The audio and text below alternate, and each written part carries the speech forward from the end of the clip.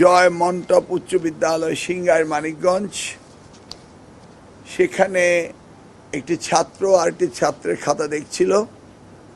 শিক্ষক সামান্য একটু অমনোযোগী ছিল। আমি সেখানে সাবধান করে দিয়ে আসছি এবং ম্যাজিস্ট্রেট সাহেবকে বলেছি এই ব্যাপারে তাদের সাবধান করতে। 2 নম্বর আমরা গিয়েছি শাহরাইল উচ্চ বিদ্যালয় সিংগাইর মানিকগঞ্জ। এটিকে অতিমাত্রায় ঝুঁকিপূর্ণ কেন্দ্র হিসেবে তারা আখ্যায়িত করেছিল। সেই জন্য আমি ভেবেছি সরজমিন আমি দেখব। পরীক্ষা কেন্দ্রটি ভালো, সুন্দর পরীক্ষা হচ্ছে, কিন্তু পরীক্ষা কেন্দ্রটি বাজারের মধ্যখানে। সেই জন্য এটিকে ঝুঁকিপূর্ণ হিসাবে বলেছে, কারণ প্রচুর জটলা হয়, যে কোনো সময় মব অ্যাটাক হতে পারে। কিন্তু এটা তো এখন আর কোনো সম্ভাবনা নেই, কারণ অভিভাবকরা খুব অত্যন্ত সহনশীল এবং সহযোগী। 3 নম্বর কেন্দ্রে আমি গিয়েছি তেঁতুলঝরা উচ্চ বিদ্যালয় সাভার। সেখানেও খুব সুন্দর পরিবেশ। স্কুল কর্তৃপক্ষ, প্রশাসন এবং এলাকার জনগণ তারাও এই পরীক্ষায় সম্পৃক্ত হয়েছে।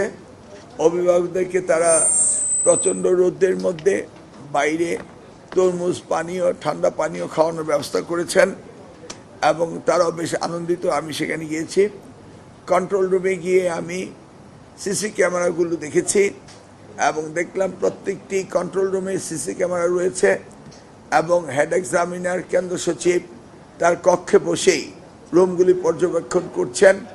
এরপরে আমরা গিয়েছি মফিদি আম স্কুল অ্যান্ড কলেজ আমিনবাজার। এটাও খুব সুন্দর পরিবেশে। এখানেও অভিভাবকদের আপ্যায়নের ব্যবস্থা বাইরে ছিল। কলেজের স্কুলের পরিবেশ বেশ সুন্দর ছিল। সর্বশেষ আমরা মডেল একাডেমি পাইকপাড়াতে গিয়েছিলাম। সেখানেও দেখলাম খুব সুন্দর পরীক্ষা হচ্ছে। সিসি কন্ট্রোল রুমও সুন্দর রয়েছে। অভিভাবকরাও বেশ ডিসিপ্লিন। এ হলো আজকে পরীক্ষার কেন্দ্রের আমার ব্যক্তিগতভাবে ঘুরে আসা খবর। এছাড়া আমি খবর নিয়েছি টেলিফোনে সারা বাংলাদেশে সকল বোর্ডের চেয়ারম্যানগণ বলেছেন পরীক্ষা সুন্দর হচ্ছে, কোথাও কোনো অপ্রীতিকর ঘটনা ঘটেনি, প্রশ্ন আউটের কোনো সম্ভাবনা আদৌ নেই এবং হয়নি, এবং এই ধরনের কোনো আলোচনা নেই।